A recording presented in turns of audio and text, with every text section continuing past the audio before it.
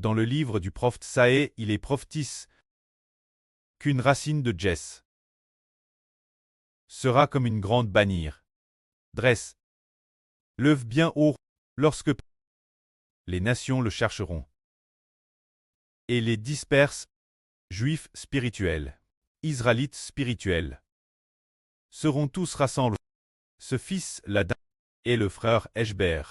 Ce moment-tel, ensuite, se disperse dans les enfants de toutes les nations, seront tous rassemblés. Après cela, il sera dit cette phrase, disant, c'est pourquoi vous allez avec joie.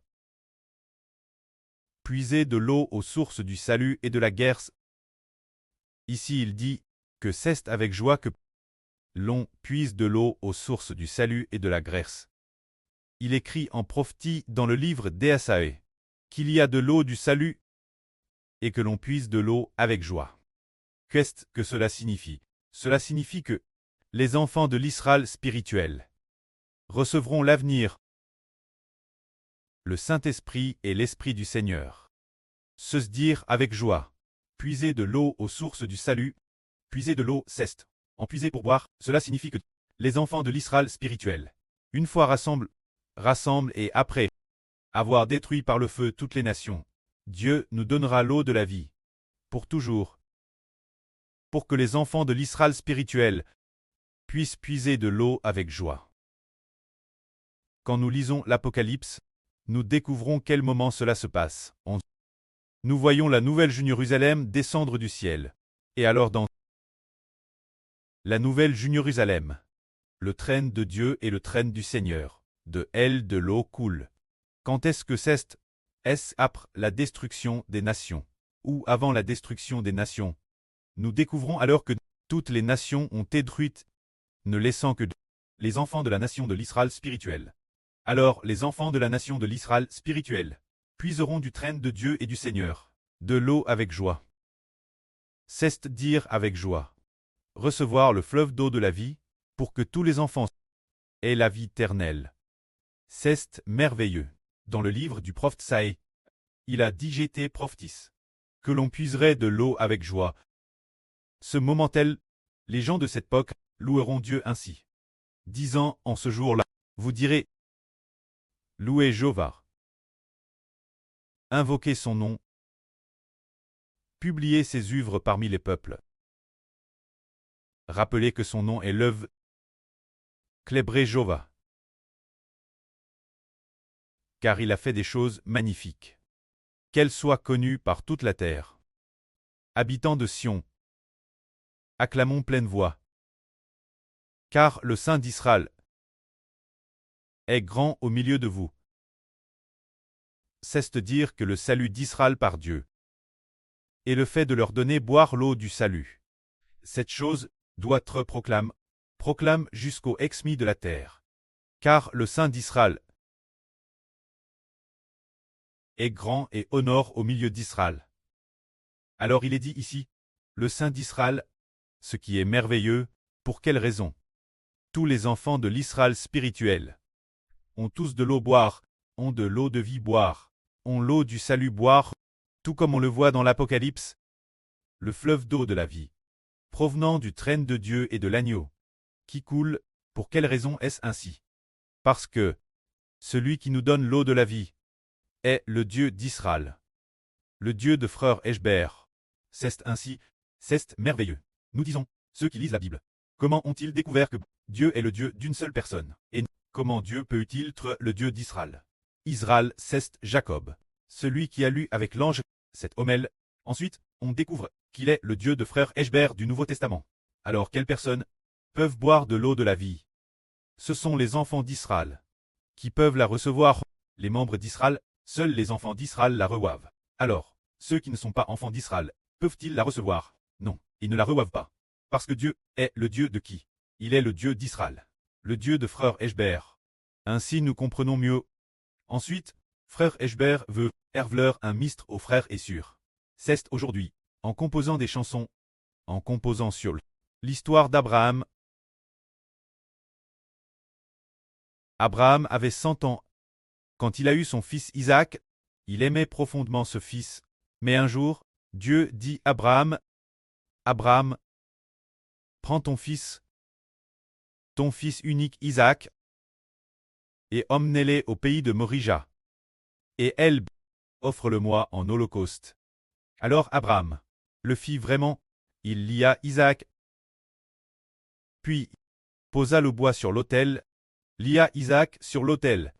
Ensuite, alors que Abraham allait tuer Isaac, alors qu'il allait offrir Isaac en sacrifice, l'ange de Dieu heurta immédiatement Abraham, en disant, Abraham, Abraham, ne porte pas la main sur lui, ne lui fais aucun mal. Je sais maintenant que tu crains Jéhovah. Je sais que tu crains Dieu, car tu n'as pas reçu ton fils, ton unique Dieu. Ce moment-là, Abraham leva les yeux et vit un blier retenu par les cornes dans un buisson. Abraham alla prendre le blier et l'offrit Jéhovah. Ensuite, Jéhovah Dieu bénit Abraham en disant, l'Éternel a juré, puisque tu as fait cela, et que tu n'as pas pargné ton fils unique Isaac, en me le refusant, c'est pourquoi, je le jure par moi-même, je te comblerai de bénédictions, et je multiplierai je te bénirai abondamment, et je rendrai tes descendants. Je multiplierai certainement ta descendance, comme l'étoile du ciel, et comme le sable au bord de la mer. Toutes les nations de la terre seront bénies en toi et en ta postérité, et obtiendront la bénédiction. Parce que tu as obéi ma voix, cette histoire, les frères et sœurs l'ont entendue de TRS nombreuses fois, en lisant la Bible, et ils ont aussi compris cette histoire. Alors cette histoire a une signification préfigurative, que nous ne connaissions pas auparavant. Alors Isaac ici, en qu'est-ce que cela signifie d'offrir Isaac Dieu? Le frère Ashbert a fait un RVE autrefois. Dans son RVE, il y avait une surnomme Wrong Whiting en 2017 ou en 2018. Enfant pour le frère Ashbert, un bébé donne naissance un fils. Alors cette sur Wrong Whiting de changer de nom pour porter le madame nom que le frère Ashbert juste après. Dans le RVE, le pré-Clest et le Seigneur sont apparus. Alors le pré et le Seigneur, qui aimait beaucoup le frère Ashbert, lui on donne le royaume. Le sens de ce RVE est que ce fils est le bébé de l'Apocalypse. Alors, quel est le rapport avec Isaac, le fils d'Abraham? Quel rapport y a-t-il? Cela signifie que Abraham préfigure le frère Ashbert. Et Isaac est le bébé de l'Apocalypse. Quand le frère Ashbert est prêt à offrir madame le bébé de l'Apocalypse, Dieu se dire PRT l'offrir en sacrifice Dieu pour qu'il devienne prêtre de Dieu, offrant des sacrifices Dieu, PRT offrir toute leur vie Dieu. Beaucoup doivent être mis morts juste ce que le nombre soit complet. Alors Dieu jurera d'accorder de grandes bénédictions au frère Ashbert, l'Abraham de la nouvelle alliance, en multipliant la descendance du frère Ashbert comme l'étoile du ciel. Et le sable de la mer, c'est cela. Le mistre venant du Saint-Esprit. Et aujourd'hui, alors que nous parlons de ce mistre, nous découvrons qu'En Ralit le pré-Clest veut bénir le frère Ashbert d'Israël, pour que la descendance du frère Ashbert soit aussi nombreuse que l'étoile du ciel. Et le sable de la mer, mais qui le frère Ashbert doit-il offrir Jéhovah? Il doit offrir le bébé de l'Apocalypse au pré-Clest, et aussi au Seigneur, bien exerce le bébé de l'Apocalypse. C'est le frère Ashbert et les membres du corps du frère Ashbert, c'est dire s'offrir soi-même. S'offrir soi-même et ses membres, ensemble en sacrifice Dieu. Pour traiter ensemble prêtre de Dieu et du Seigneur, afin de servir Dieu. Alors le pré va donner le royaume Israël, alors donner le royaume nous, qu'est-ce que cela signifie? Par exemple, le Seigneur a dit, le royaume de Dieu vous sera enlevé, et donne une nation qui en produira les fruits. Alors, Dieu donne le royaume, une personne, qu'est-ce que cela signifie? Par exemple, Dieu donne le royaume David. Dieu donne le royaume ça. Donner le royaume une personne, alors que l'origine, le royaume devrait être celui de Jéhovah Dieu.